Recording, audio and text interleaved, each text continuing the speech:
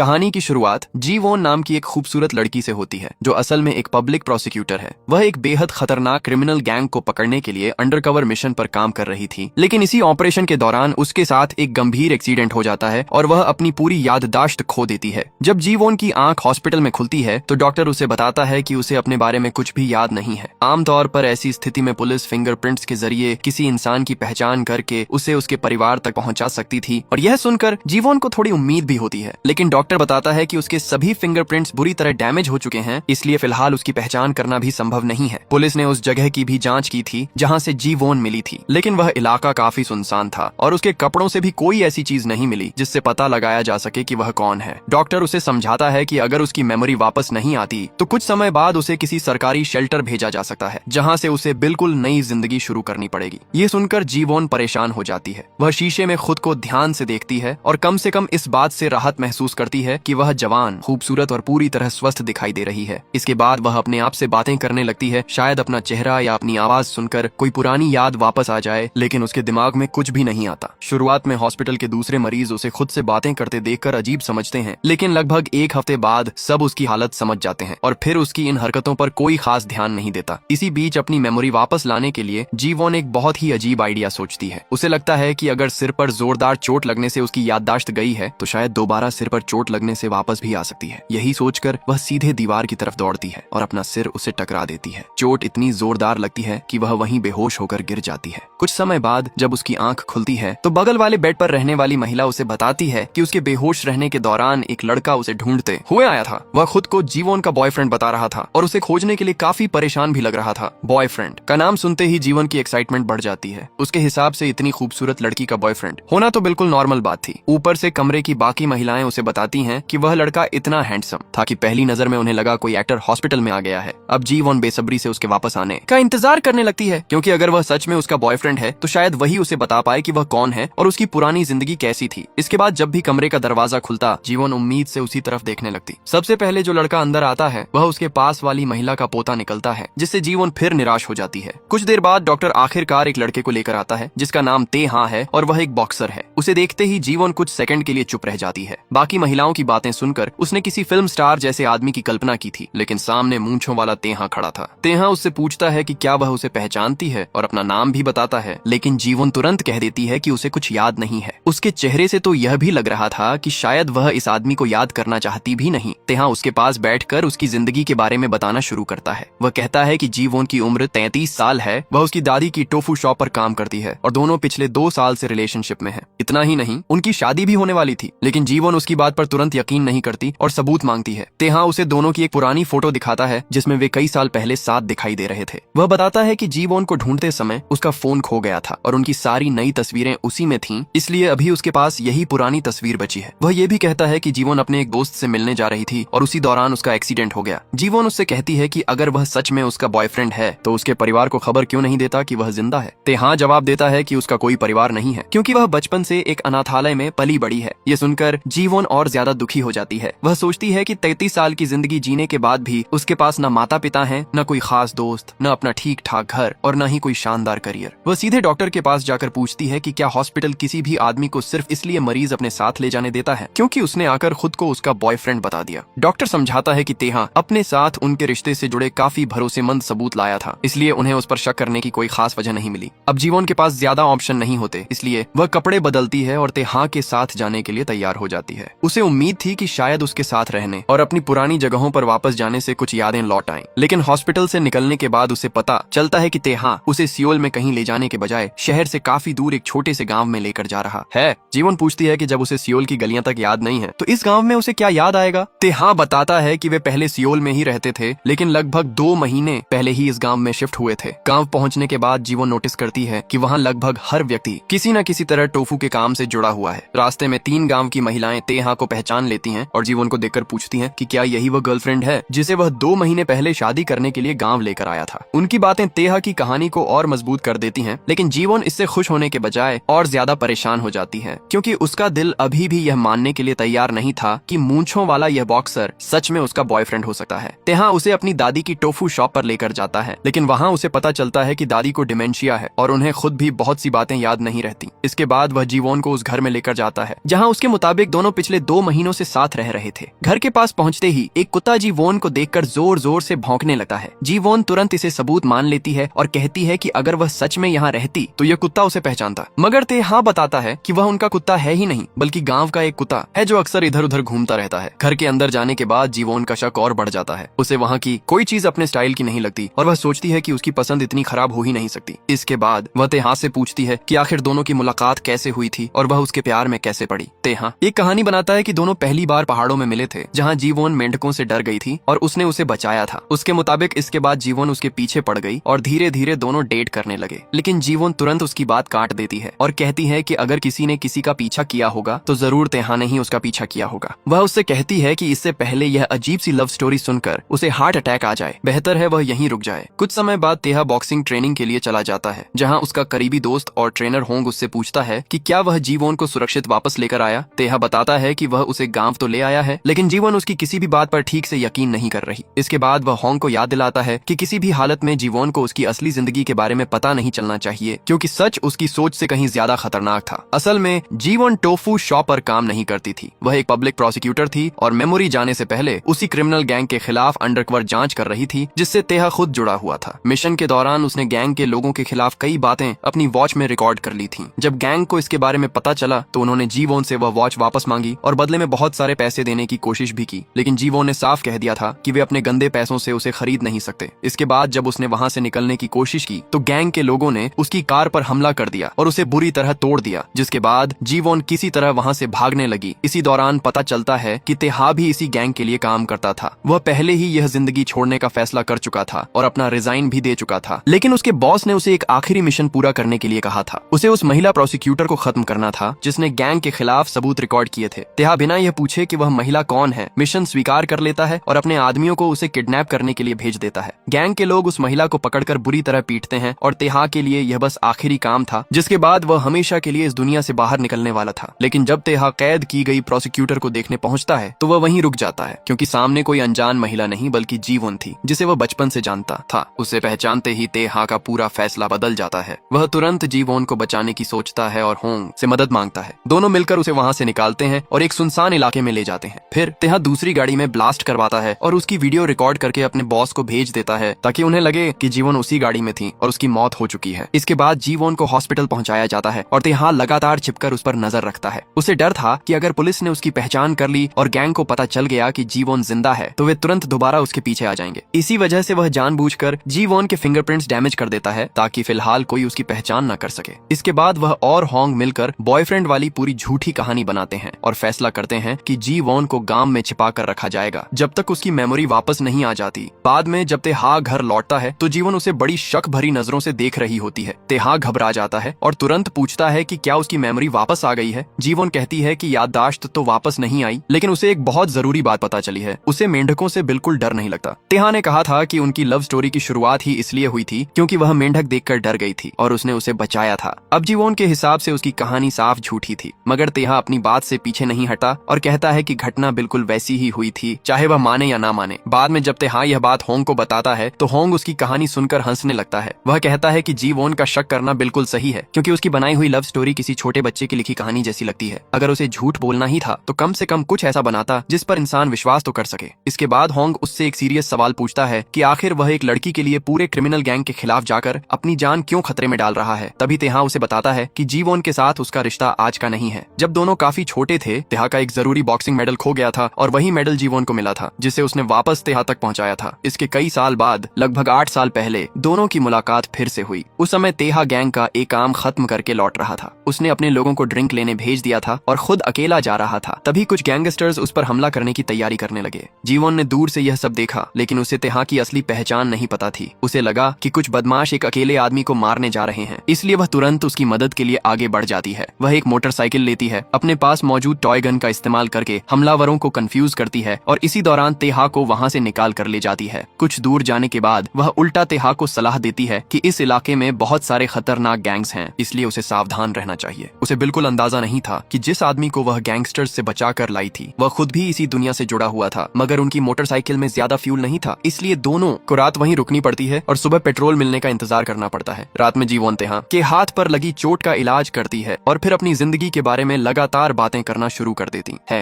वह बताती है कि वह अनाथालय में पली बड़ी है, लेकिन उसे हमेशा लगता था कि उसकी माँ उससे प्यार जरूर करती होगी, क्योंकि उसने उसे इतना खूबसूरत नाम दिया था। वह लॉ की पढ़ाई कर रही थी और उसका सपना एक दिन पब्लिक प्रोसिक्यूटर बनने का था। उसी दिन जीवोन का बर्थडे भी था, इसलिए वह तेहा से कहती है कि दोनों साथ में एक फोटो लें ताकि उसके पास इस दिन की कोई याद रह सके। यही वही तस्वीर थी जिसे कई साल बाद तेहा हॉस्पिटल में उनके रिश्ते के सबूत के तौर पर दिखाता है। उस रात जीवोन अपनी जिंदगी की लगभग हर बात उसे बता देती है। सुबह होने पर तेहा उससे अपनी जान बचाने के लिए धन्यवाद कहता है और वादा करता है कि अगर जिंदगी में कभी दोनों दोबारा मिले तो वह उसका यह एहसान जरूर लौटाएगा। कई साल बाद किस्मत सच में उन्हें फिर मिला देती है और अब तेहा उसी पुराने वादे को निभाते हुए उसकी जान बचा रहा था। इसके बाद एक सुबह तेहा जीवोन को नाश्ते के लिए बुलाता है, लेकिन वह साफ मना कर देती है क्योंकि उसे अभी भी इस बात पर पूरा भरोसा नहीं है कि वह सच में उसका बॉयफ्रेंड है। उसके मन में तो यहाँ तक शक था कि शायद उसका किडनैप हुआ है। तेहा उसे मजबूर नहीं करता और कुछ पैसे देकर कहता है कि अगर उसे उसके साथ खाना खाने में डर लगता है तो खुद जाकर कुछ खरीद सकती है। फिर वह बताता है कि उसे एक जरूरी काम से बाहर जाना है, इसलिए वह उसे अकेला नहीं छोड़ सकता। वह होंग की पत्नी को जीवोन के साथ रहने के लिए भेज देता है और खुद गैंग के हेडक्वार्टर जाता है, जहां अपना बाकी सामान वापस करके आधिकारिक रूप से गैंग छोड़ देता है और बताता है कि अब वह दोबारा बॉक्सिंग पर फोकस करेगा। वहीं दूसरी तरफ जीवोन के प्रोसिक्यूटर ऑफिस में उसके साथी लगातार उसकी तलाश कर रहे थे। उसे गायब हुए लगभग 3 हफ्ते हो चुके थे और किसी के पास उसकी कोई खबर नहीं थी। उन्हें पता था कि जीवोन एक बहुत खतरनाक गैंग की जांच कर रही थी, इसलिए सभी को डर था कि शायद उसके साथ कुछ गंभीर हो चुका है। लेकिन खुद जीवोन को अभी तक यह पता नहीं था कि वह एक प्रोसिक्यूटर है। वह होंग की पत्नी से भी परेशान रहती है, जो बार बार दावा करती है कि दोनों बहुत अच्छी दोस्त हैं, जबकि जीवोन को उसकी कोई याद नहीं थी। आखिरकार वह उससे कहती है कि उसे किसी साइकेट्रिस्ट के पास लेकर चले ताकि कम से कम उसकी मेमोरी की हालत को ठीक से मॉनिटर किया जा सके जब तक उसके फिंगरप्रिंट्स ठीक नहीं हो जाते। होंग की पत्नी उसे अपनी बेहद पुरानी कार में लेकर क्लिनिक की तरफ निकलती है, लेकिन रास्ते में गाड़ी का टायर फट जाता है। वह कार ठीक करवाने चली जाती है और जीवोन को सड़क किनारे अकेला इंतजार करना पड़ता है। तभी बारिश शुरू हो जाती है, इसलिए जीवोन एक छाता खरीदती है और पैदल आगे बढ़ने लगती है। रास्ते में उसे एक आदमी मिलता है जो उसी क्लिनिक की तरफ जा रहा था। वह पूछता है कि क्या कुछ देर उसके छाते के नीचे चल सकता है, क्योंकि वह सिर्फ इतनी सी दूरी के लिए अपना छाता नहीं खरीदना चाहता। जीवोन मान जाती है, लेकिन कुछ ही समय बाद उसे अपने फैसले पर पछतावा होता है। एक कार सड़क से गुजरते हुए उनकी तरफ पानी उछालती है और वह आदमी खुद बचने के लिए जीवोन को अपने सामने कर लेता है। सारा गंदा पानी जीवोन के ऊपर पड़ता है, जबकि वह खुद बिल्कुल सूखा बच जाता है। जीवोन गुस्से में उसे तुरंत दूर होने के लिए कहती है और चेतावनी देती है कि अगर वह उसके पास रहा तो वह चिल्लाकर आसपास के सभी लोगों का ध्यान खींच लेगी। मगर क्लिनिक पहुंचने के बाद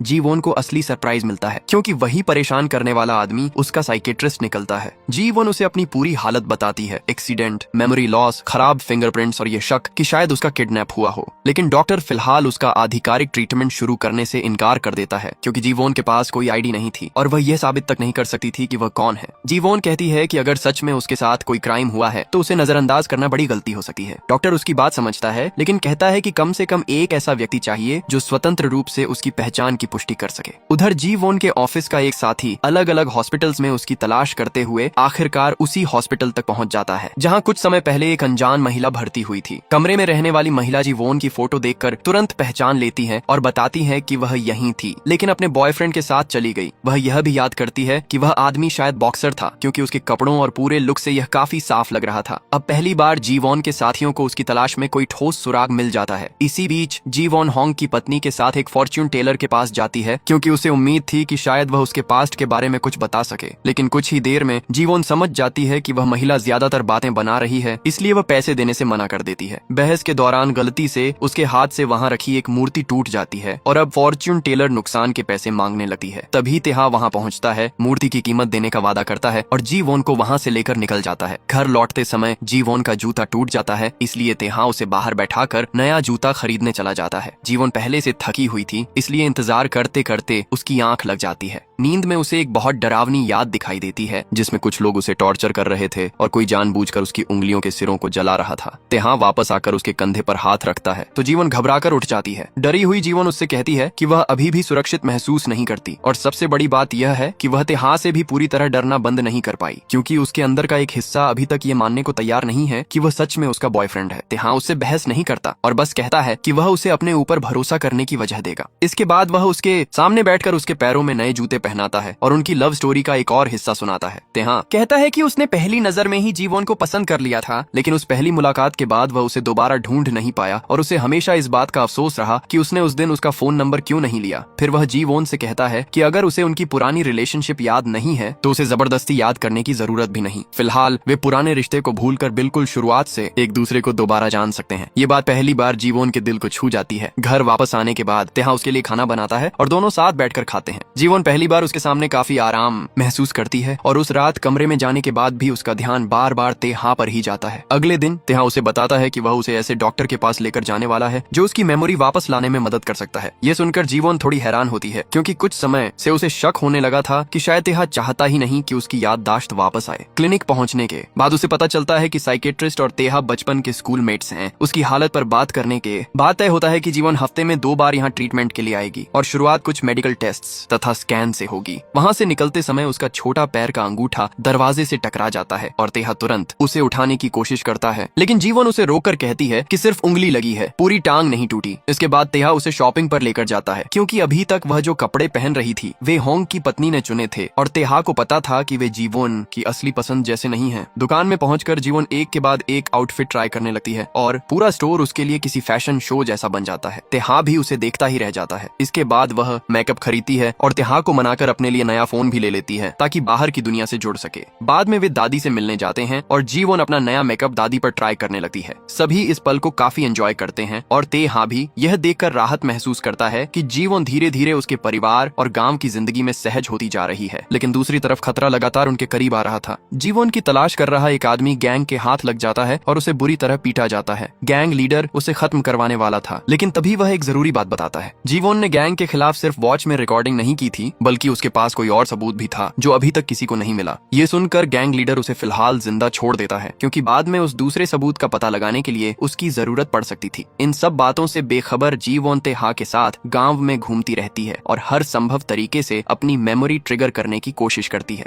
तेहा बताता है कि उसे पहले फोटोग्राफी बहुत पसंद थी, इसलिए जीवन लगातार तस्वीरें लेना शुरू कर देती है। गांव की महिलाएं भी दूर से दोनों को देखती रहती हैं और नोटिस करती हैं कि उनका रिश्ता धीरे धीरे पहले से ज्यादा करीब होता जा रहा है। एक दिन जीवन खुद तेहा से कहती है कि वह वापस काम पर जाए क्योंकि अगर दोनों को खाना है तो किसी को पैसे भी कमाने होंगे। तेहा के जाने के बाद जीवन घर में टीवी देख रही होती है। तभी उसे एक सैल्मन डिश का विज्ञापन दिखाई देता है। वह अपने नए फोन पर उस रेस्टोरेंट को सर्च करती है और अचानक वहां अपनी पुरानी तस्वीरें देख लेती है जिनमें वह एक महिला दोस्त के साथ बैठी हुई थी। इन तस्वीरों में जीवन कुछ बहुत अजीब नोटिस करती है। उसने काफी महंगे कपड़े पहने हुए थे और उंगली में डायमंड रिंग भी थी, लेकिन तेहा के घर में न ऐसे कपड़े थे और न वह रिंग। अब उसका शक फिर से जाग जाता है और वह सीधे तेहा के बॉक्सिंग जिम पहुंचती है ताकि उससे इसके बारे में सवाल कर सके। लेकिन वहां तेहा के पास जाने से पहले ही वह एक महिला को उससे गुस्से में बात करते हुए सुन लेती है। वह महिला उसे गैंगस्टर कहती है और चेतावनी देती है कि उसके टैलेंटेड बेटे से दूर रहे क्योंकि वह नहीं चाहती कि उसका बेटा बड़ा होकर तेहा जैसा बने। ये सुनते ही जीवोन के दिमाग में वही टॉर्चर वाली मेमोरी वापस आ जाती है। अभी तक उसने खुद को समझाया था कि शायद वह सिर्फ कोई बुरा सपना था, लेकिन अब जब उसे पता चला कि तेहा सच में क्रिमिनल लोगों के साथ जुड़ा रहा है तो उसे डर लगने लगता है कि कहीं वह सपना उसकी असली मेमोरी तो नहीं था। जीवन वहां से चली जाती है और संयोग से रास्ते में उसके साइकेट्रिस्ट से मुलाकात हो जाती है। वह उसे पूरी बात बताती है। वह मानती है कि पिछले कुछ दिनों में उसने तेहा पर भरोसा करना शुरू कर दिया था क्योंकि तमाम शक के बावजूद उसने कभी उसे कोई ऐसा काम करते नहीं देखा जिससे लगे कि वह सच में बुरा इंसान है। लेकिन अब गैंग के बारे में जानने के बाद उसे डर लग रहा था कि कहीं तेहा का उसके साथ हुए हादसे से कोई संबंध तो नहीं। इसी दौरान तेहा भी वहां पहुंच जाता है। क्लिनिक की एक नर्स जो उसे हाई स्कूल से जानती थी उसकी बात सुनकर जीवन से कहती है कि फिलहाल उसे तेहा को उसके व्यवहार से जज करना चाहिए। क्या उसने कभी उसे मारा? क्या जानबूझकर उसे चोट पहुंचाई? जीवन सोचती है, लेकिन सच यही था कि तेहा ने उसके साथ कभी वैसा व्यवहार नहीं किया था। घर वापस जाते हुए जीवन एक और सवाल पूछती है। उसने अपने पुराने सोशल मीडिया अकाउंट पर कोई दूसरा नाम देखा था, इसलिए वह जानना चाहती थी कि तेहा उसे लगातार जीवन क्यों बुलाता है। तेहा समझाता है कि दूसरा नाम उसे अनाथालय में मिला था, जबकि जीवन वह नाम था जो उसकी असली माँ ने उसे दिया था। जीवन ने अपनी माँ को छोड़कर जाने के लिए कभी नफरत नहीं की और हमेशा अपनी माँ द्वारा दिया गया नाम ज्यादा पसंद किया, इसलिए तेहा भी उसे उसी नाम से बुलाता है। घर लौटने के बाद जीवन अपने कमरे में चली जाती है और रेस्टोरेंट वाली फोटो में दिखाई देने वाली महिला को सोशल मीडिया पर मैसेज करती है। अब वह उम्मीद करती है कि शायद वही महिला उसकी पुरानी जिंदगी के बारे में सच बता सके। अगली सुबह तेहा उसे एक फ्लैश ड्राइव देता है जिसमें कुछ म्यूजिक था और कहता है कि गांव में दादी के लिए बर्थडे सेलिब्रेशन हो रहा है, इसलिए वह इसे वहां पहुंचा दे। जीवन पार्टी में जाती है और दादी उसे वहीं रुककर खाना खाने को कहती है। इसी दौरान कोई उस पर खीरे का एक टुकड़ा खाने का दबाव डालता है, जबकि जीवन मना कर रही थी।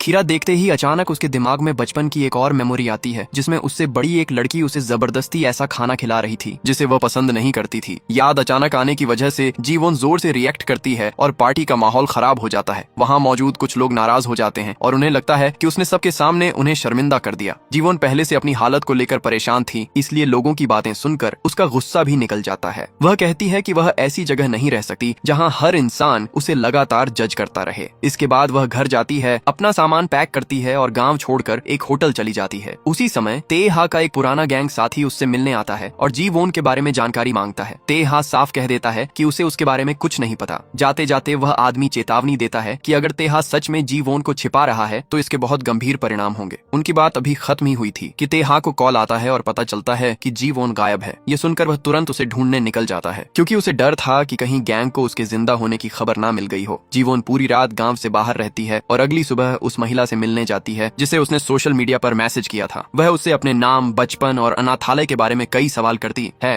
हैरानी की बात यह थी कि महिला की लगभग हर बात तेहा की कहानी से मैच कर रही थी। वह यह भी पुष्टि करती है कि जीवोन का बॉयफ्रेंड एक बॉक्सर था। महंगे कपड़ों के बारे में पूछने पर वह बताती है कि वे उसके बॉयफ्रेंड के गिफ्ट्स थे और दोनों पहली बार एक कैफे में साथ काम करते हुए करीब आए थे। लेकिन इसके बाद बातचीत का माहौल बदल जाता है। महिला बताती है कि कभी दोनों बहुत अच्छी दोस्त थीं, मगर समय के साथ जीवोन के व्यवहार की वजह से वह काफी हर्ट हुई। कई बार उसे जीवोन के कारण अपमानित महसूस हुआ और आखिरकार उसने दोस्ती पूरी तरह खत्म कर दी। ये सुनकर जीवोन अंदर से टूट जाती है। उससे पहली बार यह डर होने लगता है कि शायद उसकी पुरानी जिंदगी में वह वैसी अच्छी इंसान नहीं थी जैसा अब भी खुद को समझती है। वह सड़कों पर अकेली घूमती रहती है और दादी की पार्टी में अपने व्यवहार को याद करके भी शर्मिंदा महसूस करती है। उसे समझ नहीं आता कि अब किस चेहरे से गांव वापस जाए। लेकिन तेहा आखिरकार उसे ढूंढ लेता है। जो फोन उसने जीवोन के लिए खरीदा था वह उसी के नाम पर रजिस्टर था और उसी की लोकेशन के जरिए वह उसके पास पहुंच जाता है। वह जीवोन को सड़क किनारे अकेली बैठकर रोते हुए देखता है, मगर उससे यह नहीं पूछता कि वह बिना बताए क्यों चली गई। वह बस उसके पास बैठता है, उसे शांत करता है और कुछ समय बाद वापस गांव लेकर आता है। वहाँ कई गांव की महिलाएं पहले से जीवोन का इंतजार कर रही थीं और पार्टी में उसके व्यवहार के लिए उसे सुनाने वाली थीं। लेकिन उनसे पहले दादी आगे आती हैं और सबको जीवोन से दूर रहने के लिए कहती हैं। बाकी महिलाएं वहाँ से चली जाती हैं और जीवोन अंदर जाकर दादी को धन्यवाद देना चाहती है, मगर वह कुछ कहे उससे पहले दादी खुद समझाती हैं कि जिंदगी में हर इंसान कभी न कभी किसी शर्मिंदगी भरे पल से गुजरता है। कभी कभी इंसान को खुद शर्मिंदा होना पड़ता है, तभी उसे बोलने से पहले सोचने की अहमियत समझ आती है।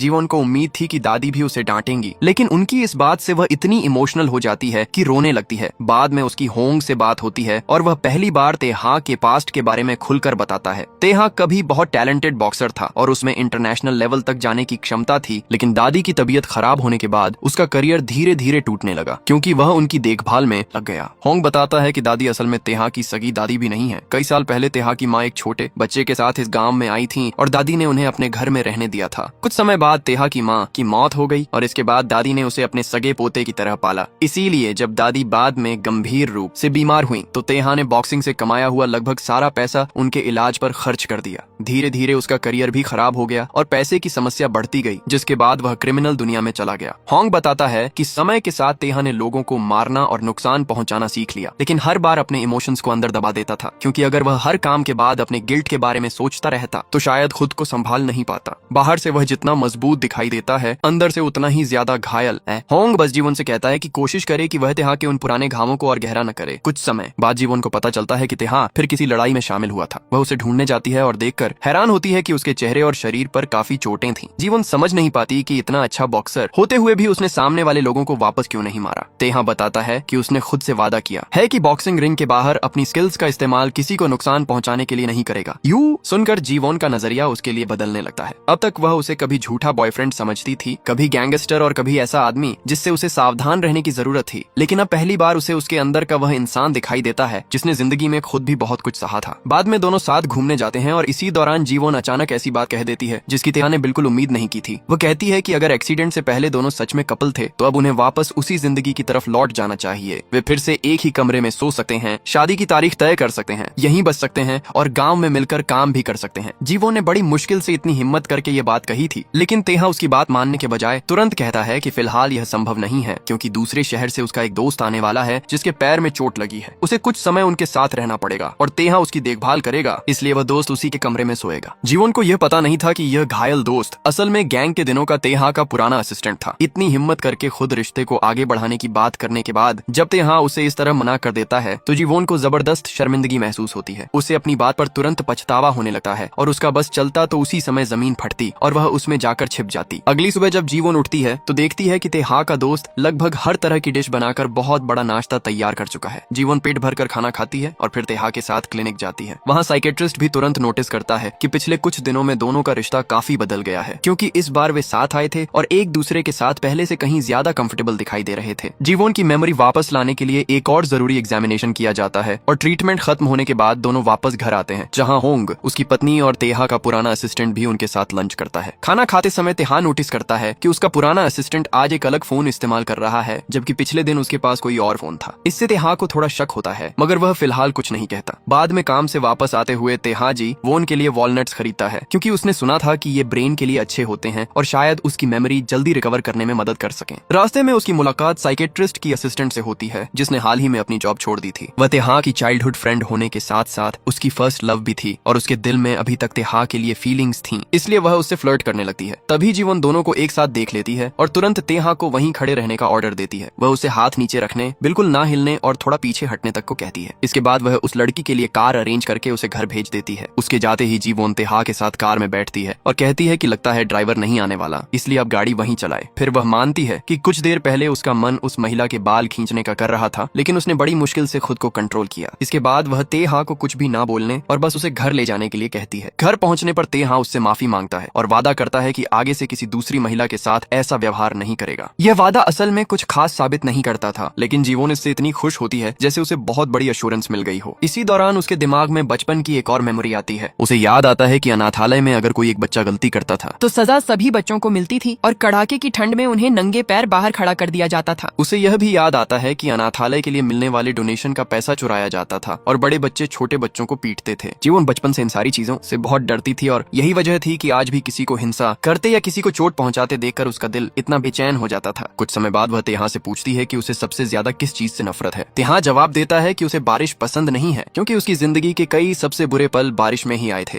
जिस दिन दादी की तबीयत बहुत खराब हुई उस दिन बारिश हो रही थी। जब उसे बॉक्सिंग छोड़नी पड़ी तब भी बारिश हो रही थी। उसकी जिंदगी के सबसे मुश्किल दिनों में वह कई बार अकेला बारिश में खड़ा रहा था और उसके पास कोई ऐसा इंसान नहीं था जो उस समय उसके साथ खड़ा हो सके। अगले दिन सभी फिर साथ खाना खाते हैं, लेकिन इस बार तेहा नोटिस करता है कि उसका पुराना असिस्टेंट बीच में चुपचाप वहाँ से गायब हो गया। अब उसका शक और बढ़ जाता है और वह आखिरकार उसे अकेले में पकड़कर सीधे पूछता है कि क्या उसे गैंग लीडर ने भेजा है। वह आदमी तुरंत इनकार करता है और अपने 2 फोन्स का सच बताता है। वह कहता है कि उसने कोई फोन बदलकर छिपाने की कोशिश नहीं की थी। एक फोन वह नॉर्मल इस्तेमाल के लिए रखता है और दूसरा उसके एक छोटे से ऑनलाइन फुटबॉल कमेंट्री चैनल के लिए है, जिसे वह डिस्गाइज में चलाता है। उस चैनल को इतने कम लोग देखते हैं कि लगभग किसी को पता भी नहीं कि वह उसका है। जहाँ तक गैंग लीडर का सवाल था, वह कहता है कि अगर उस आदमी ने सच में उन्हें ढूंढ लिया तो वह सिर्फ तेहा को नहीं बल्कि उन तीनों को मार देगा, इसलिए उसके पास खुद भी छिपकर रहने की पूरी वजह है। इसी दौरान जीवन उसी फॉर्च्यून टेलर के साथ एक और अजीब सिचुएशन में पहुंच जाती है। वह महिला लोगों के सामने अपनी सुपरनैचुरल पावर साबित करने के लिए एक सेरेमोनी कर रही थी, जिसमें उसे शार्प ऑब्जेक्ट्स के ऊपर खड़ा होना था। बाहर से वह बहुत कॉन्फिडेंट बनने की कोशिश कर रही थी, लेकिन अंदर से उसकी हालत खराब थी। जीवन पहले से जानती थी कि उसके पास कोई पावर्स नहीं है, इसलिए वह पास में एक सांप छोड़ देती है, क्योंकि नियम के मुताबिक सेरेमोनी के दौरान सांप दिखाई देने पर पूरा कार्यक्रम तुरंत कैंसिल करना पड़ता है। इस तरह जीवन एक ही बार में उस महिला की टांगे भी बचा देती है और उसकी रेपुटेशन भी। फॉर्च्यून टेलर बाद में उसे धन्यवाद देती है और फिर सभी लोग साथ में सेलिब्रेशन करते हैं।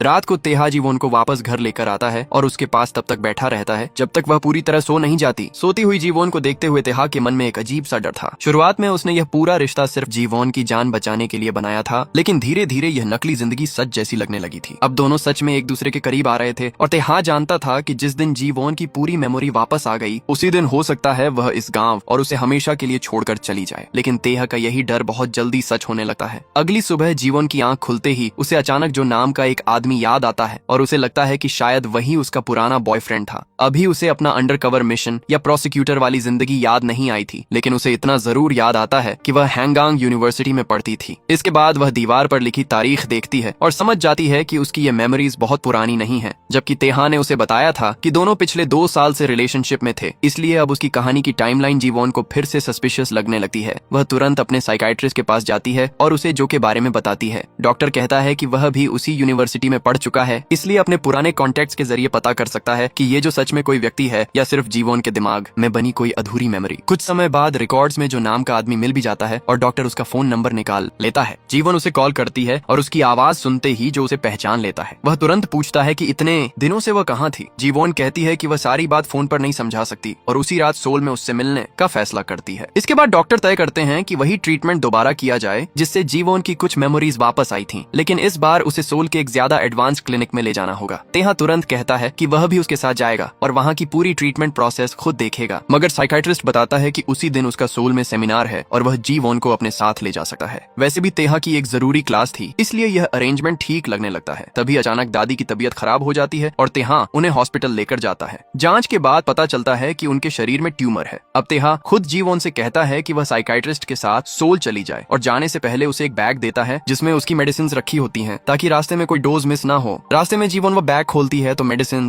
के साथ एक पेयर गर्म सॉक्स भी मिलता है। उसे तुरंत याद आता है कि उसने तेहा को बताया था कि ऑर्फनेज में उसे ठंड के दिनों में नंगे पैर बाहर खड़ा किया जाता था और इसी वजह से उसे आज भी ठंड बहुत बुरी लगती है। कुछ देर बाद लंबे सफर में उसका मन म्यूजिक सुनने का करता है और बैग में उसे एक म्यूजिक प्लेयर भी मिल जाता है। तेहा ने उसकी छोटी से छोटी बात तक याद रखी थी। इसी दौरान बाहर बारिश शुरू हो जाती है और जीवन को तेहा की वह बात याद आती है कि उसे बारिश से नफरत है, क्योंकि उसकी जिंदगी के सबसे पेनफुल मोमेंट्स अक्सर बारिश के दौरान ही आए थे। अचानक जीवन का सोल जाने का मन बदल जाता है। वह सोचती है कि इस बार जब तेहा मुश्किल समय में है तो वह उसे बारिश में अकेला नहीं छोड़ना चाहती, इसलिए वह अपनी मेमोरी और जो से मिलने का प्लान छोड़कर वापस तेहा के पास चली जाती है। इस फैसले के बाद जीवन खुद समझ जाती है कि चाहे उसका पास्ट उसे याद हो या ना हो, लेकिन तेहा के लिए जो फीलिंग्स अभी उसके दिल में हैं, वे बिल्कुल रियल हैं। तेहा भी उसे वापस देखकर काफी इमोशनल हो जाता है, क्योंकि उसकी जिंदगी में शायद पहली बार किसी ने अपने काम और अपनी जरूरत से पहले उसे चुना था। लेकिन जीवन को यह नहीं पता था कि जो से ना मिलकर उसने खुद को एक बहुत बड़े ट्रैप से बचा लिया है। असल में जो पहले ही गैंग लीडर के दबाव में आ चुका था। गैंग लीडर ने उसे साफ कहा था कि अगर वह जिंदा रहना चाहता है तो जीवन को ढूंढकर उसके हवाले करे। उसे अब यह भी पता चल चुका था कि तेहा ने जीवन को मारने के बजाय उसकी फेक डेथ बनाई थी। तेहा ने लगभग 14 साल तक उसके ऑर्गेनाइजेशन में काम किया था और इतने सालों में उसने कभी कोई बड़ी गलती नहीं की थी, इसलिए गैंग लीडर को उस पर पूरा भरोसा था। लेकिन अब जीवन की वजह से वही आदमी उसके खिलाफ खड़ा हो गया था। कुछ समय बाद तेहा, जीवन और दादी बाहर एक साथ शांत समय बिताते हैं। इसी दौरान दादी तेहा से कहती हैं कि अब वह उनकी बीमारी से लड़ते लड़ते खुद को खत्म करना बंद करे। वह नहीं चाहती कि तेहा उनकी जिंदगी बढ़ाने के लिए अपनी जिंदगी बर्बाद करता रहे। जितना भी समय बचा है वह उसे इलाज और डर में नहीं बल्कि अपने पसंदीदा लोगों के साथ अच्छी मेमोरीज बनाते हुए बिताना चाहती हैं। बाद में तेहा दादी को कमरे में सुलाकर बाहर निकलता है तो जीवन दरवाजे के पास खड़ी होती है। उसने उनकी कॉन्वर्सेशन का कुछ हिस्सा सुन लिया था और उसमें मैरिज से जुड़ी कोई बात भी सुनाई दी थी। बस फिर जीवन अपने दिमाग में खुद ही पूरी कहानी बना लेती है और उसे लगता है कि तेहा शायद उसे प्रपोज करने वाला है। अगली सुबह से वह उसे बताने लगती है कि प्रपोजल में किस कलर के फ्लावर्स होने चाहिए और पूरा सेटअप कैसा होना चाहिए, जबकि तेहा को समझ ही नहीं आता कि वह अचानक ये सब क्यों बता रही है। कुछ समय बाद तेहा अपने पुराने असिस्टेंट से अकेले में बात करता है और कहता है कि जैसे ही जीवन की पूरी मेमोरी वापस आएगी वह उसे उसकी सेफ्टी के लिए गांव से बहुत दूर भेज देगा। दुर्भाग्य से गांव की कुछ महिलाएं उनकी यह कॉन्वर्सेशन सुन लेती हैं। अब तक वे जीवन के काफी करीब आ चुकी थीं, इसलिए उन्हें बुरा लगता है कि एक तरफ वह शादी के सपने देख रही है और दूसरी तरफ तेहा उसे दूर भेजने की तैयारी कर रहा है। जीवन के आते ही वे उसे सारी बात बता देती हैं, लेकिन वह उनकी बात पर विश्वास नहीं करती। उसके हिसाब से जरूर उन्होंने कुछ गलत सुना होगा, क्योंकि अब उसे पूरा भरोसा था कि तेहा उससे प्यार करता है। लेकिन घर वापस आने के बाद वह देखती है कि तेहा सच में उससे थोड़ा बच रहा है। आखिरकार वह सीधे शादी की बात करती है और तेहा कहता है कि सबसे पहले उसकी मेमोरी वापस आनी चाहिए, उसके बाद ही दोनों अपने रिश्ते और फ्यूचर के बारे में सही फैसला कर सकते हैं। यह सुनकर जीवन को बहुत बुरा लगता है। उसे लगने लगता है कि शायद तेहा प्यार की वजह से नहीं बल्कि उस पर तरस खाकर उसके साथ रह रहा है। वह अकेली बाहर निकल जाती है और देर रात तक शराब पीती रहती है। इसी दौरान उसका साइकाइट्रिस्ट से कांटेक्ट होता है और वह उसकी लोकेशन पता करके वहां पहुंच जाता है। जीवन रोते हुए मानती है कि वह तेहा से बहुत प्यार करती है, लेकिन उसका बदलता हुआ बिहेवियर उसे बार बार हर्ट कर रहा है। रोते रोते आखिर वह वहीं सो जाती है। साइकाइट्रिस्ट उसे वापस घर लेकर आता है और जीवन को तेहा के हवाले करने से पहले उससे पूछता है कि क्या वह सच में उसका बॉयफ्रेंड है। वह कहता है कि जीवन की मेमोरी नहीं है, इसलिए ऐसी हालत में उसे कोई भी बहुत आसानी से झूठ बोलकर मैनिपुलेट कर सकता है। ये बात सुनकर तेहा गुस्सा हो जाता है और डॉक्टर को उनके पर्सनल मैटर से दूर रहने के लिए कहता है। फिर वह जीवन को अंदर लेकर जाता है। जीवन आधी नींद और नशे में बड़बड़ाती है कि उसे सब कुछ याद है और तेहा को उसके साथ ऐसा नहीं करना चाहिए था, लेकिन तेहा उसकी बात का बिल्कुल गलत मतलब निकाल लेता है। उसे लगता है कि जीवन की पूरी मेमोरी सच में वापस आ चुकी है। वह तुरंत होंग के पास जाता है और उसे यह खबर देता है। होंग कहता है कि अगर जीवन को सब याद आ गया है तो अब सबसे जरूरी है कि वह कोरिया छोड़ दे, क्योंकि यहाँ रहना उसके लिए बहुत डेंजरस है। वह तेहा से यह भी कहता है कि वह खुद जीवन के साथ जापान चला जाए और दोनों वहाँ नई जिंदगी शुरू करें, लेकिन तेहा मना कर देता है। दादी की हालत खराब थी और वह अपनी खुशी के लिए उन्हें अकेला छोड़कर कर नहीं जा सकता था। उसके लिए यह मौका कितना भी जरूरी क्यों ना हो, वह इस बार सेल्फिश नहीं बनना चाहता था। इसके बाद तेहा अकेला सड़कों पर चलता रहता है। उसकी आंखों में आंसू होते हैं और जीवोन के साथ बिताए पिछले कुछ दिनों की सारी मेमोरीज बार बार उसके दिमाग में घूमती रहती हैं। वहीं दूसरी तरफ साइकाइट्रिस्ट भी जीवोन के पास्ट के बारे में पता लगाने की कोशिश जारी रखता है। वह जो उसे कांटेक्ट करता है और जीवोन के बारे में बात करने के लिए उससे मिलने का फैसला करता है। अगली सुबह तेहा घर लौटकर जीवोन के साथ ऐसा बिहेव करता है जैसे उसे सच में सब कुछ याद आ चुका है। वह कहता है कि गांव में रहना अब उसके लिए सेफ नहीं है और अगले हफ्ते उसे कंट्री छोड़नी होगी। जी वोन ये सुनकर पूरी तरह टूट जाती है और पूछती है कि क्या उनका पूरा रिलेशनशिप सिर्फ एक एक्ट था। तेहा खुद को मजबूर करके हाँ कह देता है। रोते हुए जीवोन का हाथ पास रखे पिक्चर फ्रेम से टकराता है और कट जाता है। इसके बाद वह घर छोड़कर चली जाती है और अपना फोन भी बेड पर ही छोड़ देती है। पूरा गांव उसे ढूंढने लगता है, लेकिन तब तक जीवोन एक गवर्नमेंट फैसिलिटी पहुंच चुकी थी जहां वह खुद बताती है कि उसके पास ना आइडेंटिफिकेशन है और ना यूजेबल फिंगरप्रिंट्स। तेहा स्ट्रीट कैमरास की मदद से उसका पता लगाता है और उस गवर्नमेंट व्हीकल तक पहुंच जाता है जिसमें जीवोन को ले जाया जा रहा था। गांव की महिलाएं भी उसके साथ आती हैं और सभी मिलकर रास्ता ब्लॉक करके जीवोन को वापस आने के लिए मनाते हैं। इसी दौरान आखिरकार सबको पता चलता है कि जीवोन की पूरी मेमोरी वापस आई ही नहीं थी। तेहा ने बस उसकी ड्रंकन बात का गलत मतलब निकाल लिया था। सारी मिसअंडरस्टैंडिंग क्लियर होने के बाद जीवोन उसे माफ कर देती है और वापस घर लौट आती है। वहाँ उसका मूड और अच्छा हो जाता है क्योंकि तेहा ने जमीन पर पिंक फ्लावर्स बिछाए होते हैं। जीवोन ने कभी कैजुअली कहा था कि उसे पिंक फ्लावर्स पसंद हैं और तेहा ने वह बात भी याद रखी थी। जीवोन एक खूबसूरत ड्रेस पहनती है, तेहा सूट पहनता है और दोनों मिलकर छोटा सा प्राइवेट वेडिंग जैसा सेलिब्रेशन करते हैं। वे पूरी शाम बातें करते हैं, हंसते हैं और तेहा पहली बार उसे उनकी पुरानी जिंदगी के कुछ रियल मोमेंट्स बताता है, ना कि वह फेक लव स्टोरी जो उसने शुरुआत में बनाई थी। जीवोन भी बताती है कि वह तेहा से इतनी अटैच्ड हो गई थी कि उसने अपने सोशल मीडिया अकाउंट का पासवर्ड तक उसके नाम पर रख दिया था। उनका यह शांत मोमेंट ज्यादा देर नहीं चलता क्योंकि साइकाइट्रिस्ट फिर वहां आ जाता है। वह बताता है कि उसने जो से मुलाकात की और आखिरकार जीवोन की असली आइडेंटिटी पता लगा ली। वह कोई ऑर्डिनरी वुमन नहीं बल्कि एक पब्लिक प्रोसिक्यूटर है। तेहा यह सुनकर घबरा जाता है और उसे लगता है कि डॉक्टर ने शायद जो को उनकी लोकेशन भी बता दी होगी, लेकिन साइकाइट्रिस्ट समझाता है कि कॉन्वर्सेशन के दौरान उसे जो पर शक हो गया था इसलिए उसने उसे कोई एड्रेस नहीं दिया। उल्टा उसने प्रिटेंड किया कि शायद उसने नाम को लेकर गलती कर दी और वह किसी दूसरी जीवोन की बात कर रहा था। ये सुनते ही तेहा का एटीट्यूड बदल जाता है और कुछ देर पहले जिस डॉक्टर पर वह गुस्सा हो रहा था अब उसी की समझदारी की तारीफ करने लगता है। इसके बाद तेहा उससे पूछता है कि जीवोन की मेमोरी जल्दी वापस लाने के लिए और क्या किया जा सकता है। वहीं जीवोन अब लगभग हर समय तेहा के साथ रहने लगी थी। वह बॉक्सिंग जिम तक उसके पीछे जाती है और ग्लव्स पहनकर उसके साथ मजाक करती रहती है। इसी दौरान तेहा के एक यंग बॉक्सर का इंपॉर्टेंट मैच होता है और जीवोन भी उसे सपोर्ट करने जाती है। फाइट के दौरान रिंग के आसपास प्रॉपर मेंटेनेंस न होने की वजह से उसका पैर फिसलता है और वह घायल हो जाता है। जीवन तुरंत ऑर्गेनाइजर्स के सामने जाकर आर्ग्यू करती है कि उनकी नेग्लिजेंस की वजह से फाइटर को हार नहीं दी जा सकती। वह लीगल एक्शन की वार्निंग तक दे देती है और आखिरकार ऑफिशियल्स मैच को रीस्टार्ट करने के लिए मान जाते हैं। इस बार तेहा का स्टूडेंट जीत जाता है और सभी खुशी से सेलिब्रेट करते हैं। लेकिन जब जीवन घर लौटी है तो उसे फ्लोर पर एक बहुत फेमिलियर वॉच दिखाई देती है। वही वॉच जिसका इस्तेमाल उसने कभी गैंग के खिलाफ एविडेंस रिकॉर्ड करने के लिए किया था। वहीं पीछे गैंग लीडर खुद खड़ा था। उसने बॉक्सिंग इवेंट में जीवन को तेहा के साथ देख लिया था और उसके बिहेवियर से समझ गया था कि उसकी मेमोरी जा चुकी है, इसलिए वह खुद कंफर्म करने आया था। जीवन उसे पहचानती नहीं है और वॉच उठाकर बहुत नॉर्मल तरीके से पूछती है कि क्या ये उसकी है, लेकिन उसकी मेमोरी भले ही चली गई थी, शरीर के अंदर कहीं ना कहीं उसे उस आदमी से खतरा महसूस हो रहा था। वह जल्दी से वॉच उसे देती है और वहाँ से चली जाती है। बाद में दादी के साथ बैठकर वह कैजुअली बताती है कि आज उससे एक बहुत स्ट्रेंज ओल्डर मैन मिला था। रात को तेहा फ्लावर्स और डिनर लेकर घर वापस आता है, लेकिन अंदर से गैंग लीडर की आवाज सुनते ही सब समझ जाता है। उसे देखते ही तेहा सबसे पहले उससे यही कहता है कि जीवन को कुछ ना करे। वह समझाता है कि उसकी मेमोरी चली गई है और अब वह ऑर्गेनाइजेशन के लिए कोई थ्रेट नहीं है। इसके बाद तेहा पहली बार गैंग लीडर के सामने असली वजह बताता है। वह जीवन से प्यार करता है। गैंग लीडर के लिए यही सबसे बड़ा बिट्रेयल था। तेहा ने 14 साल तक उसके लिए बिना किसी बड़ी गलती के काम किया और अब एक लड़की की वजह से उसने उसके खिलाफ जाकर सब कुछ खत्म कर दिया था। तेहा को पनिश करने के लिए वह उसे ऐसी जगह लेकर जाता है जहाँ उसके कई पुराने आदमी कुर्सियों से बंधे हुए थे। वह तेहा के सामने उन्हें एक एक करके मार देता है, लेकिन जानबूझकर तेहा को जिंदा छोड़ता है। वह कहता है कि अभी तेहा की मौत नहीं होगी। पहले वह हर दिन इस डर में जिएगा कि किसी भी मोमेंट उसे जीवन की मौत की खबर मिल सकती है और जब यह डर उसे अंदर से पूरी तरह तोड़ देगा तब उसकी बारी आएगी। इसके बाद तेहा साइकाइट्रिस्ट के पास जाकर मदद मांगता है। डॉक्टर उसे एक छोटा लिसनिंग डिवाइस देता है जिससे उसकी लोकेशन ट्रैक की जा सकती थी और उसके आसपास होने वाली कॉन्वर्सेशंस भी सुनी जा सकती थी। फिर तेहा होंग और उसकी पत्नी से कहता है कि अगले थर्सडे तक किसी भी तरह जीवन को कंट्री से बाहर भेजना होगा। सबसे मुश्किल बात यह थी कि जीवन को कैसे मनाया जाए। अगर तेहा सच बता देता तो वह उसे छोड़कर जाने के लिए शायद कभी तैयार न होती। आखिरकार वह उसे हर्ट करने का फैसला करता है और कहता है कि वह वापस गैंग में जा रहा है। जीवन उसे बहुत रोकती है, लेकिन तेहा झूठ बोलता है कि दादी की सर्जरी के लिए पैसे चाहिए और गैंग से मिलने वाला पैसा ही सबसे आसान रास्ता है। होंग बाद में उससे कहता है कि अब यह सब बंद करे और जीवन को सच बता दे, लेकिन तेहा तैयार नहीं होता। उसके लिए बेहतर था कि जीवन उससे नफरत करे लेकिन जिंदा रहे। उधर गांव की महिलाएं जीवन को समझाती हैं कि लोग हमेशा के लिए अलग नहीं होते और एक दिन फिर सब साथ हो सकते हैं। जीवन को उस समय उनकी बात का असली मतलब समझ नहीं आता। उसी रात तेहा घर लौटकर उसे बेसिक सेल्फ डिफेंस सिखाना शुरू करता है। अगर कोई हाथ पकड़ ले तो कैसे छुड़ाना है, अचानक हमला करे तो कैसे रिएक्ट करना है, वह हर छोटी चीज उसे सिखाता है, क्योंकि उसे पता था कि बहुत जल्द जीवन को अकेले ट्रैवल करना पड़ेगा। अगले दिन जीवन गांव में हर उस इंसान से मिलती है जिसके साथ पिछले कुछ समय में उसका रिश्ता बना था। सभी लोग उसे छोटे छोटे गिफ्ट्स देते हैं। वे असल में उससे गुड बाय कह रहे थे, जबकि जीवन सोचती है कि शायद सभी बस उसका मूड अच्छा करने की कोशिश कर रहे हैं। अगले दिन तेहा उसे कार में बैठाकर हार्बर की तरफ निकलता है, जहाँ से प्लान था कि उसे सीक्रेटली बोट के जरिए जापान भेज दिया जाए। लेकिन रास्ते में कई कार्स उनका पीछा करने लगती हैं और जल्दी ही साफ हो जाता है कि गैंग ने उन्हें ढूंढ लिया है। कई आदमी उन पर हमला करते हैं और तेहा अकेला उनसे लड़ने लगता है। इसी बीच उसका पुराना असिस्टेंट जीवोन को मोटरसाइकिल पर बैठाकर वहाँ से निकाल लेता है और किसी तरह हार्बर तक पहुँचाता है। वह उसे बताता है कि बोट उसे जापान ले जाएगी। जीवन बोट पर चढ़ती है, लेकिन निकलने से पहले गैंग के लोग वहाँ भी अटैक कर देते हैं। तभी कोई अनएक्सपेक्टेड इंसान उसकी मदद करता है और उसे वहाँ से सुरक्षित निकाल लेता है। दूसरी तरफ तेहा हार्बर पर लगातार लड़ रहा था। वह खुद बुरी तरह घायल होने के बावजूद तब तक नहीं रुकता जब तक उसे दूर जाती हुई बोट दिखाई नहीं देती। यहाँ तक कि उसे चाकू भी लग जाता है और काफी खून बहने लगता है। गैंग लीडर उसके पास आकर हंसता है और पूछता है कि क्या वह सच में सोच रहा है कि सिर्फ बोट निकल जाने से जीवन सेफ हो गई। वह बताता है कि उसके आदमी पहले से उस बोट के अंदर हैं, लेकिन तेहा डरने के बजाय हल्का सा मुस्कुराता है, क्योंकि जीवन उस बोट पे थी ही नहीं। यह सुनकर गैंग लीडर गुस्से में पूरे हार्बर को उड़ा देने का ऑर्डर देता है और कुछ ही समय में वहाँ बड़ा एक्सप्लोजन हो जाता है। दूर से आग और ब्लास्ट देखते ही जीवन के दिमाग में अचानक सारी मेमोरीज एक साथ वापस आने लगती हैं। उसका बचपन, ऑर्फनेज, लॉ की पढ़ाई, प्रोसिक्यूटर बनना, undercover mission, gang torture, evidence और तेहा के साथ हुई हर पुरानी मुलाकात, सब कुछ उसे याद आ जाता है। जीवन को आखिरकार अपनी असली आइडेंटिटी याद आ जाती है। उधर हार्बर पर होंगते हा को बचाने पहुंचता है और तभी गैंग लीडर के साथ उसका पुराना कनेक्शन भी सामने आता है। गैंग लीडर कभी होंग का बॉक्सिंग स्टूडेंट हुआ करता था। कई साल पहले एक इंपॉर्टेंट मैच में वह जीतने वाला था, लेकिन होंग ने अचानक टॉवल फेंक कर फाइट रोक दी थी। असल में होंग को पता चल गया था कि उसका स्टूडेंट अपने ग्लव्स में हार्ड ऑब्जेक्ट्स छिपाकर चीटिंग कर रहा है। होंग ऐसी जीत स्वीकार नहीं करना चाहता था। उसने तेहा को ऐसे फाइटर के रूप में प्रेज किया था जो अपनी रियल स्किल से रिस्पेक्ट और सक्सेस हासिल कर सकता है। इस ह्यूमिलिएशन के बाद उसका स्टूडेंट बॉक्सिंग छोड़कर क्रिमिनल वर्ल्ड में चला गया, जहाँ चीटिंग और वायलेंस को रोकने वाला कोई नहीं था। होंग किसी तरह तेहा को वहाँ से बचाकर एम्बुलेंस बुलाता है। वहीं जी उन अपनी वापस आई मेमोरी का इस्तेमाल करके सोल पहुंच जाती है और सबसे पहले उसी पुरानी दोस्त के घर जाती है जिसने एमनीजिया के दौरान उससे फ्रेंडशिप खत्म होने की बात कही थी। दोनों की शुरुआत फिर बहस से होती है, लेकिन आखिरकार वे अपने पुराने डिफरेंसेस क्लियर करके रिकंसाइल कर लेती हैं। इसके बाद जीवोन उसे बताती है कि पिछले दिनों उसके साथ क्या हुआ और किस तरह एक पुराना जानने वाला उसकी जान बचाकर उसके साथ रहा जब उसे खुद अपना नाम तक याद नहीं था। फिर जीवोन एविडेंस के बारे में एक बहुत इंपॉर्टेंट बात बताती है।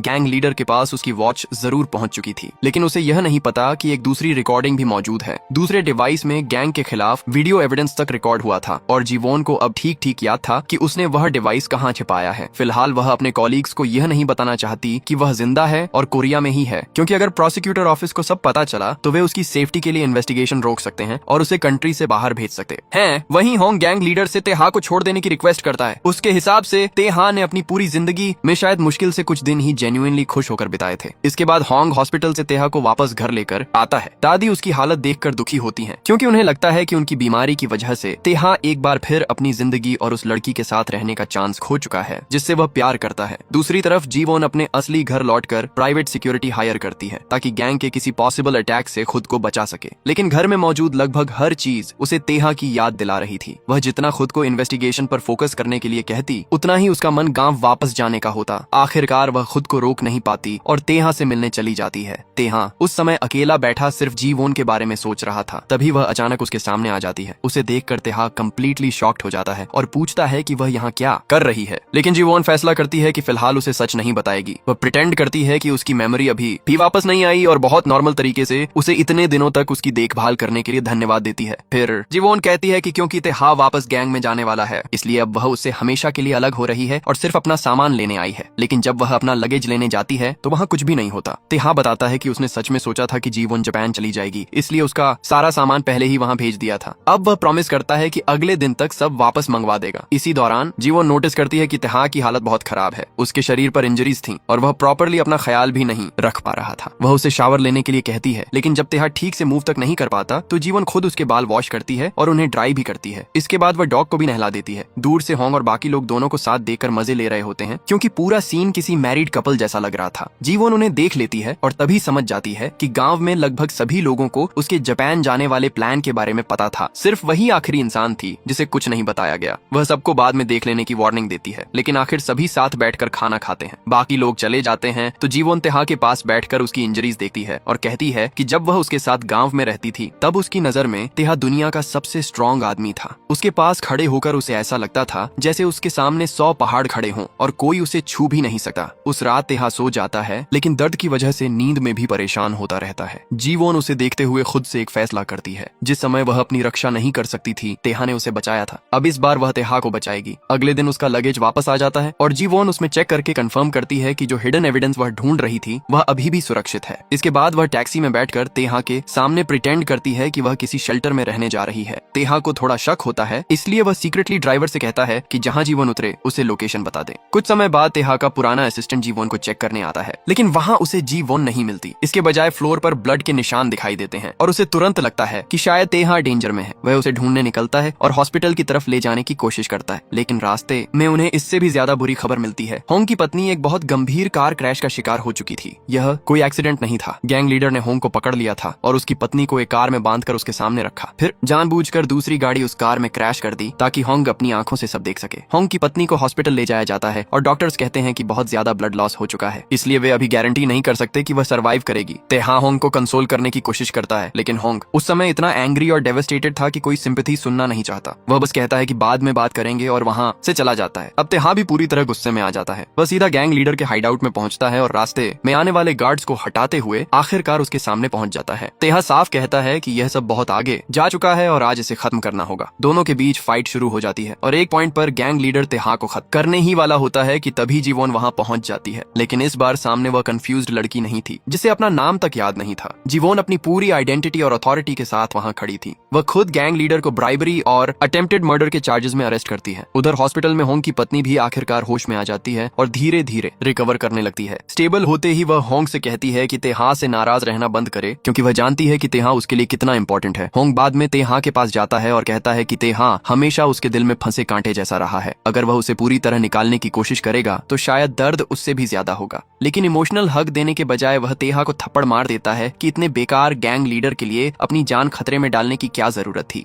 यही दोनों का अपने तरीके से पैचअप था। कुछ समय बाद जीवन टेलीविजन पर दिखाई देती है, जहां उसे उस प्रोसिक्यूटर के रूप में दिखाया जाता है जिसने गैंग के क्राइम्स एक्सपोज किए। गांव की महिलाएं भी उसे टीवी पर देखकर काफी प्राउड फील करती हैं। जीवन कस्टडी में गैंग लीडर से मिलने तक जाती है और उसे याद दिलाती है कि उसकी प्रॉब्लम्स अभी खत्म नहीं हुई हैं। अगर इन्वेस्टिगेशन में उसकी प्रॉपर्टीज से बॉडीज या दूसरे हिडन क्राइम्स मिले तो उसके चार्जेस और बढ़ जाएंगे। जब जीवन आखिर प्रोसिक्यूटर ऑफिस लौटी है तो देखती है कि इतने दिनों की एब्सेंस की वजह से उसकी डेस्क पर काम का पहाड़ पड़ा है। वह कुछ समय के लिए बाहर जाने की परमिशन लेती है और सीधा तेहा से मिलने चली जाती है। वहां पहुंचकर उसे एक बहुत फनी चीज पता चलती है। तेहा सच में मेंढक से डरता है। जीवन उसे देखकर हंसने लगती है और आखिर समझ जाती है कि उसने उनकी फेक लव स्टोरी में फ्रॉग्स क्यों शामिल किए थे। जीवन कभी मेंढकों से नहीं डरती थी, असल में तेहा खुद उनसे डरता था। इसके बाद दोनों बीच पर जाते हैं और काफी समय साथ बिताते हैं। वहीं तेहा आखिर पूरी तरह अपने दिल की बात बताता है। जीवन उसकी फर्स्ट लव थी। बचपन में जब उसने उसका लॉस्ट बॉक्सिंग मेडल लौटाया था तभी से वह उसके दिल में रह गई थी। इतने सालों में बहुत लोग उसकी जिंदगी में आए और गए, लेकिन जीवन ही वह लड़की थी जिसे वह कभी भूल नहीं पाया। यही वजह थी कि जब उसकी जान खतरे में आई तो तेहा बिना कुछ सोचे उसके लिए सब कुछ छोड़ने को तैयार हो गया। वहीं जीवन का ब्रेव नेचर भी कोई नई चीज नहीं थी। कई साल पहले वह ऐसे क्रिमिनल्स तक एक्सपोज कर चुकी थी जो डेंजरस केमिकल्स का इस्तेमाल करते थे और उनसे लोगों की आंखें तक बर्न हो सकती थी। उस समय भी जीवन ने रिस्क लेकर उनका वीडियो रिकॉर्ड किया और उन्हें एक्सपोज किया था। यानी एक प्रोसिक्यूटर बनने से पहले भी उसके अंदर वही फियरलेस पर्सनैलिटी मौजूद थी। बाद में सभी लोग साथ मिलकर सक्सेस सेलिब्रेट करते हैं, जिसमें साइकाइट्रिस्ट और उसकी फॉर्मर असिस्टेंट भी शामिल होते हैं। गैदरिंग खत्म होने के बाद जीवन तेहा को फिर बीच पर लेकर जाती है और ठीक मिडनाइट होने का इंतजार करती है। 12 बजते ही वह उसे हैप्पी बर्थडे विश करती है, फिर सीधे कहती है कि वह उससे प्यार करती है और उसकी जिंदगी में आने के लिए धन्यवाद देती है। दोनों पूरी रात पिक्चर्स लेते, वीडियोस बनाते और साथ हंसते हुए बिताते हैं। अगले दिन गांव वापस पहुंचने पर उन्हें पता चलता है कि वहां भी तेहा के लिए बर्थडे सेलिब्रेशन तैयार किया गया था। गांव वाले जीवन को वापस अपने बीच देखकर भी काफी खुश थे। पार्टी के दौरान दादी जीवन को तेहा की माँ के बारे में और बातें बताती हैं। कई साल पहले उसकी माँ छोटे से तेहा को लेकर इस गांव में आई थी। दादी ने उन्हें अपने घर में रहने दिया और बाहर से ऐसा दिखाया जैसे उन्हें काम में मदद चाहिए, लेकिन असल में उन्हें उस अकेली माँ और बच्चे पर दया आ गई थी। तेहा की माँ अपनी मौत तक वहीं रही और उसके बाद दादी ने खुद उसे पाला। डिमेंशिया की वजह से दादी बहुत सी मेमोरीज भूल चुकी थी, लेकिन तेहा का बर्थडे उन कुछ चीजों में से था जिसे वह कभी नहीं भूली। हर साल चाहे बाकी सब भूल जाएं, ये तारीख उन्हें जरूर याद रहती थी। कुछ समय बाद काम की वजह से जीवोन को फिर सोल जाना पड़ता है। वह तेहा को गुड बाय कहकर सिटी लौटती है, लेकिन अब तेहा का मूड पहले जैसा बिल्कुल नहीं था। वह ऑलमोस्ट हमेशा खुश रहता और हर छोटी बात पर स्माइल करता था। दोनों लगातार वीडियो कॉल्स करते रहते थे और जीवन प्रॉमिस करती है कि अगले दिन वापस आकर पूरा दिन उसी के साथ बिताएगी। एक समय दोनों एलिवेटर में होते हैं और तेहा जीवोन को किसी दूसरे इंसान के साथ प्लेफुल तरीके से बिहेव करते देख थोड़ा जेलस हो जाता है। वो इतना इरिटेटेड हो जाता है कि अपना खाना तक छोड़कर वहां से जाने लगता है। जीवन उसके पीछे जाती है, उसे माई लव कहकर मनाती है और तेहा तुरंत किसी एक्साइटेड बच्चे की तरह पिघल जाता है। इसी दौरान जीवन इन्वेस्टिगेशन से जुड़ी एक नई बात बताती है। गैंग लीडर के ऑफिस से उसे एक पुराना रजिस्ट्री मिला था जिसमें एक खास पीरियड में पैदा हुए बेबीज के नेम्स लिखे थे। जब उसने गैंग लीडर से इसके बारे में पूछा तो उसने सब डिनाई कर दिया, लेकिन जीवोन इस क्लू की जांच आगे बढ़ाती। उससे पहले गैंग लीडर प्रिजन व्हीकल से ट्रांसपोर्ट होते समय एस्केप कर जाता है। ये खबर फैलते ही सभी समझ जाते हैं कि वह सबसे पहले किसके पीछे जा सकता है। तेहा। उस समय तेहा अपनी माँ की ग्रेव पर गया हुआ था। होंग वहाँ पहुंचकर बताता है कि गैंग लीडर एस्केप हो चुका है और दोनों तुरंत गांव वापस लौटते हैं ताकि दादी और होंग की पत्नी को प्रोटेक्ट कर सकें।